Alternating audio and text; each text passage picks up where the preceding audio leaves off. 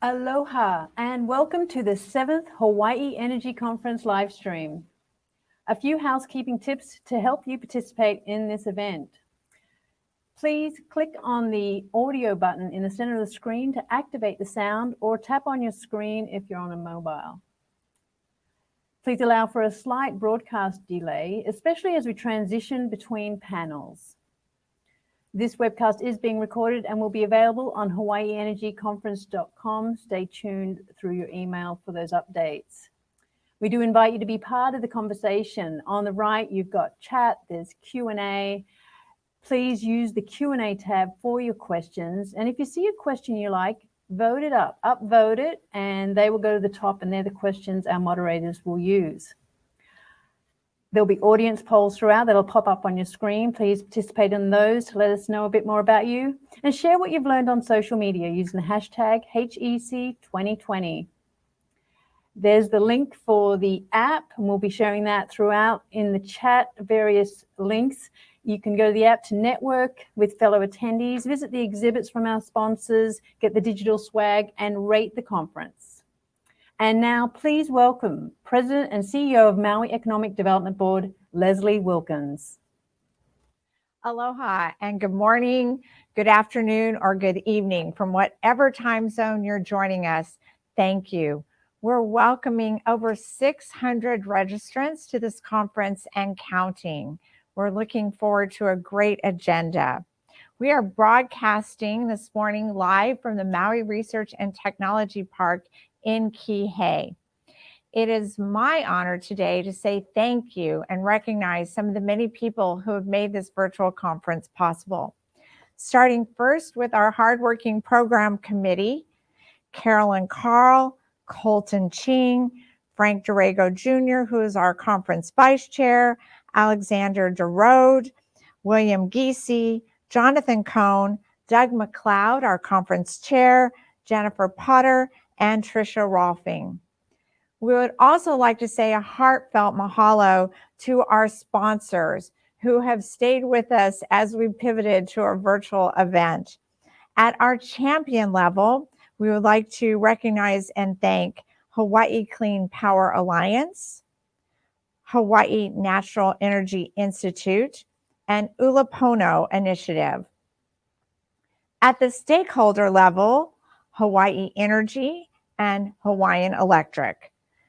At the advocate level, Powin Energy and Progression Hawaii Offshore Wind. At the supportive level, 174 Power Global, Burns and McDonnell, Dudick, Green Lots, Elemental Accelerator, Kauai Island Utility Cooperative, Opus One Solutions, and PAR Hawaii. Mahalo. Taking a look at our conference participants, here we are by locale. Please note that the 62% neighbor islands also includes Oahu, since we're broadcasting from Maui. We also have 24 different states and Puerto Rico. An exciting feature of this year's conference is our international participation. Please note that we have 6 countries joining us, spanning time zones from Europe to Asia. Let's take a look at the industry representation of our participants. In the largest category, other, that includes our consultants, think tanks, nonprofits, research, security, and retail all fell into this category. Now it's time for your first audience poll of the morning. It's a very, very academic question. Is it coffee or cocktail hour where you are joining us? Well, as you can see, we're mainly all still having our morning coffee, but enjoy your cocktails for those who are in that time zone. It is now my pleasure to introduce your MCs for today's conference, and those are our hardworking Chair and Vice Chair, Doug McLeod and Frank Dorego. Thank you for your hard work. On behalf of the program committee and the Hawaii Energy Conference, welcome everybody here today. We're hoping to achieve being in touch. You know, during this pandemic, I believe that our sense of touch has been ripped away from us, even with our families and friends. For the conference, that means, you know, no more handshakes or hugs when you haven't seen somebody for a year. It means no whispered conversations when you're trying to have a private conversation. In Hawaii, it means, you know, for a lot of you who would be coming here from other places, not experiencing that special experience of receiving a lei and a kiss or a handshake that shows aloha. So what I think we're attempting to achieve by this, you know, attenuated experience of our conference, our shortened experience, is to keep in touch, at least for now, until we're able to have that personal touch when we return to our 2-day experience for the conference. Back in March, I think all of you know, or most of you know, that we were focusing on equity and electrification, and how those two play together, and how social justice is included in all of the decisions that we should be making about energy. We've taken that theme and we've moved it forward and put it in the context of COVID-19. And in a sense, it's even more important now than it was then. So, we'd like to introduce, you know, one of the things about our conference this year is so much is happening.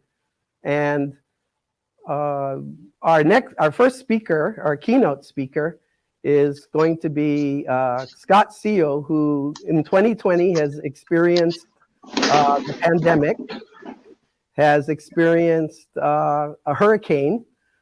So as the new leader of Hawaiian Electric, we want to hear from him, and he'll be taking a few questions from the audience. And please use the Q&A tab to ask your questions. So I just want to say, first of all, aloha mai kākou, hello to everybody. And you know, I really want to thank the conference organizers for giving me the chance to introduce myself to everybody, at least in my new role. I was looking at the attendee list earlier, and I know so many of you, and we've worked closely over the years on so many different things. So again, thank you for giving me this chance to open up the conversation.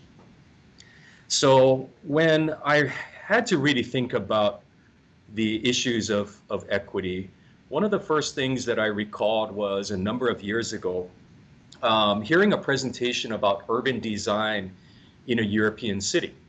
And the central tenet of this city's approach was what they called the 880 design principle, or something like that.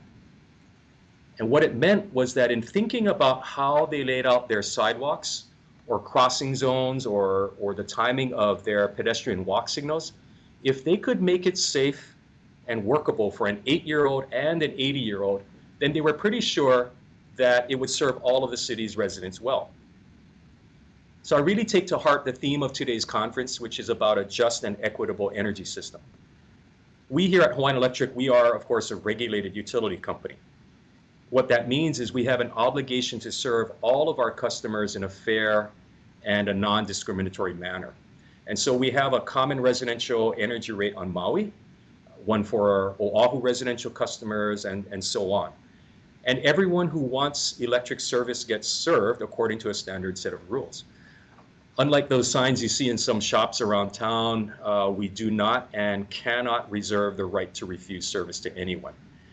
So fairly serving all customers is central to how we design and run our programs and offer just and reasonable rates.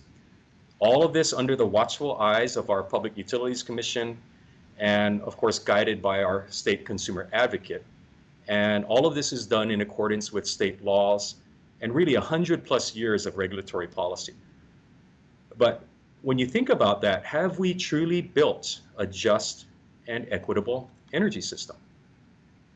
So you think back to that city with the 880 design standard. By my math, what they could have done instead is they could have averaged those two city residents and designed the city to serve a 44-year-old person. But what might that have resulted? You could have had a pedestrian crossing signal that lasts half the time it takes for an elderly person to cross the street safely. You could have had a building design code that places a doorknob higher than a child can reach. So you get the idea. So who are the most vulnerable energy users? Who are the ones we need to focus our attention on in the midst of this pandemic as we transform our energy system to one that's decarbonized and decentralized and more resilient? Who are the ones who do not sit in our energy policy discussions or our technical conferences or our legislative hearings as we design the energy system of Hawaii's future? So my premise is that it's simply not good enough anymore to design for the generic or the average user. To borrow a phrase from design thinking, for those of you who are familiar with design thinking, we need to design for the extreme user. So this is the user who has special needs or who can't keep pace with the average user. If we keep our focus on the average user, in these times of COVID-19 and rising bankruptcies and unemployment, our existing energy policies and our system will leave too many people behind. So the pandemic has made it clear that equity and opportunity and participation are as important elements of our successful transition to renewable energy as any fuel source or technology. As we work our way through this crisis, I've challenged our Hawaiian Electric team to lead with empathy and to consider the level of anxiety and even hopelessness that a lot of people are experiencing, and to focus on the extreme user. I've also challenged myself and our leadership team to think outside of our traditional role of keeping the lights on, to be bold, to be creative, to come up with ideas for strengthening our economy and helping us be the better Hawaii we can all imagine. So we can only be successful. Hawaiian Electric can still only be successful if our communities thrive.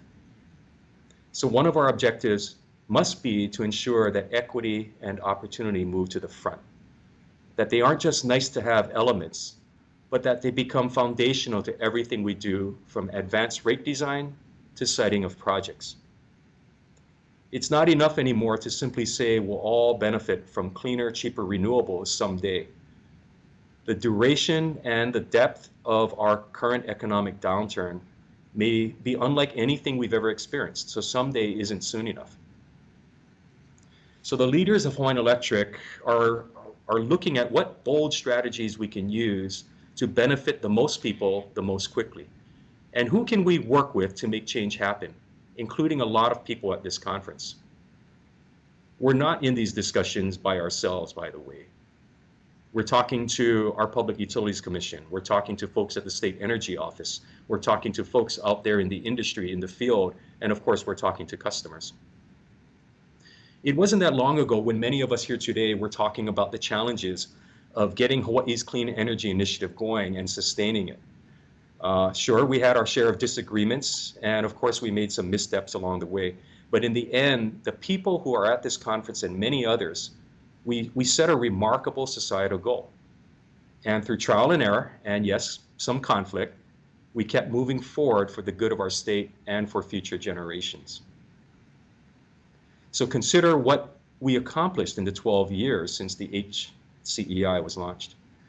We went from less than 10% RPS, renewable portfolio standard, to over 30%. We have the highest rooftop solar penetration in the country by far. Cutting edge deployment of new technologies like solar plus energy storage. Yes, we still have a long way to go. But what if we could bring that same ingenuity and resolve that pushed us to success in renewables to ensuring that our future is a fair and equitable and practical one, that everyone gets something out of it. So we know that even as we've seen success in renewables and transforming our energy system, there's a gap, and this gap is being pushed wider and wider by the pandemic. It's a gap that enables more affluent people, more affluent customers to essentially zero out their bills for electricity and gasoline, while low-income working families struggle to pay for the basics. It's a gap that has historically placed a really high value on completing projects that are driven and serve state energy policy and the generic good, but sometimes with little involvement by the communities where projects are sited, and with little consideration of localized impacts. It's a gap that seems to champion the importance of the self instead of the importance of being part of a community. We have to summon the same spirit, that collaborative spirit, that took Hawaii to a leadership role in clean energy to close this gap that isolates and leaves behind the extreme user. We have to be willing to examine our century-old one-size-fits-all approach to our energy system and our policy and regulatory framework. For example, communities that host renewable energy projects are increasingly saying, look, if we have to give something up, make it worth our while. Give us a break on electric rates. About 15 years ago, we proposed this idea when we planned to build a new biofuel power plant in West Oahu. We wanted to give neighbors a reduced rate. We were commended for pitching a new approach, but it was turned down. The law doesn't allow that. There's no mechanism for treating customers who live in one place differently from customers in another place. That would go against one of the fundamentals of utility regulation, which is to design for the average customer, the average community. But we're in a different world than we were in 2005. We are in a different world. Everyone in this conference recognizes that. Equity isn't just about money. Communities want to be involved. They want to be consulted up front, not after the deal is done. That was something else we did when we wanted to build that power plant. We asked the community. That approach has evolved in 15 years to the point where we're talking to communities even when there's no project on the table. In 2017, Puerto Rico was devastated by Hurricane Maria. I'm interested to hear some thoughts from those in the conference from Puerto Rico. The damage done was a wake-up call for the utility industry as a whole and for Hawaiian Electric. We took a hard look at our system and we zeroed in on the windward side of Oahu, the Ko'olaupoko area, which basically goes from Kaneohe through Kailua to Waimanalo. We serve this part of the island with 3 transmission lines that cross the steep Ko'olau mountain range. There are no redundant lines coming from other directions. There's no power generation there. Only 3 transmission circuits on steel towers that you can only access by helicopter. If there's any major damage to these lines or towers from a hurricane, and we're struggling to get those fixes in place, about 80,000 people in these communities and another 50,000 more in East Honolulu could have a sustained power outage. We began working with a diverse group from the Ko'olaupoko community to develop a resilience strategy. But very importantly, we brought in that discussion to talk not only about infrastructure resilience, but also community resilience. We erased the board, so to speak, of any preconceived ideas that we, the utility, had about power plants or transmission lines, and everyone just talked. So we talked about protecting our kupuna, our elders during a storm. We talked about the cultural and environmental treasures of the area that needed protection. And yes, we talked about infrastructure like distributed energy and energy storage and roads and water and communications. This is a plan being built from the ground up by the people who live there. It's not a utility plan. So our role is as a convener. We're bringing people and public agencies and critical infrastructure together. In fact, I would often open the meetings by likening our gatherings to a potluck. Hawaiian Electric, we're just simply hosting that potluck, but everyone is bringing something to share and contribute. The Ko'olaupoko community will ultimately decide what the best approach is, and this may very well be a set of projects done over multiple years. But the difference will be that once something is built, it'll be clear that the project is there to serve the community, even if it also serves a higher level policy purpose, like producing renewable energy and displacing fossil fuels. So do you see the difference? We flipped our normal approach on its head. Instead of doing it top down, from state energy policy to a generic RFP to projects that land in communities, We've worked it from the direction of solving for the needs of the community. That is the extreme user. And then using that to direct the projects or RFP that will come down the road. We take care of the extreme user, and we end up taking care of the broader users. These experiences all these experiences have influenced our approach to our most recent RFP that we issued for renewable energy. We put in hard requirements for project developers to disclose project information to the nearby community earlier in the process and ahead of finalizing their project designs, ahead of our negotiation of a power purchase agreement. And the developers were required to submit plans on how they would meaningfully engage the communities. So this is a big improvement over the way the process worked even a few years ago. Now, what would be even more optimal is to have community input as we design our RFPs, something we're trying out on Molokai. So about 5 years ago, our company developed 7 planning principles to serve as our guideposts. The one that I like the best says, the renewable energy transformation must include everyone. That's what equity looks like to me. When we can design for the extreme users on the downside of the curve and no one gets left behind. Scott, could we ask you to pause So on that very thoughtful note? And we have a couple of questions that have come in from the audience, and we're hoping that you might have time to address a couple of those. Absolutely. You know, the first one that's come I was just going to say thank you. Well, thank you for ahead, spending your time with us. And honestly, it's unimaginable 20 years ago that the head of an IOU would have, you know, made that presentation, and people in our audience should understand it was your choice for the topic. But I want to get to the question. So we do have a couple of questions for you. First one asks, how has the utilities load changed? Are people, with people staying at home, with these hotels closed? Could you give a description, and have you all made a conclusion? Is that load shift going to last for over a year? Well, so yeah, there has been a pretty dramatic change in load. And as you can imagine, with the economic downturn and basically the shuttering of our tourism industry, the large resort hotels aren't operating, and of course all the commercial businesses that normally support tourism, really, that's where we've seen such a steep decline. What we have seen especially is on islands like Maui, where there is a higher concentration of tourist-related activities, the load decline on Maui has gone down even more severely than, for example, on Oahu. Oahu, we have a slightly more diverse economy. We have a lot of military spending and government spending. So even though the load has dropped on Oahu, it's not as severe as what's happened on Maui. What's also happened is we've seen a rise in residential energy use. And that's really tied to everybody working remotely, lots more people working at home.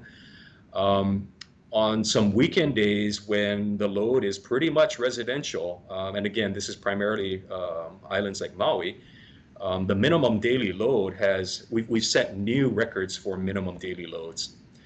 Do I expect that this is going to continue for another year? Well, again, it all ties back to the reopening of the economy here. I don't think, like many others, I don't think that we in Hawaii will ever get back to where we were pre-COVID.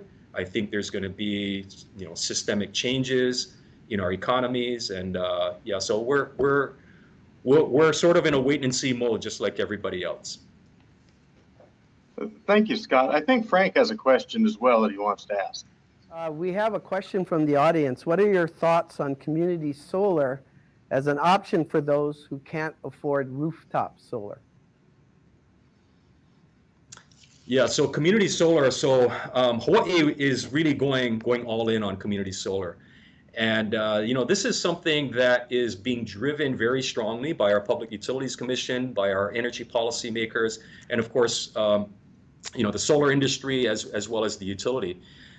Really, the beauty of a community solar program is just like the question suggests. If you don't own a rooftop, let's say you are renting your home, or you live in a condominium.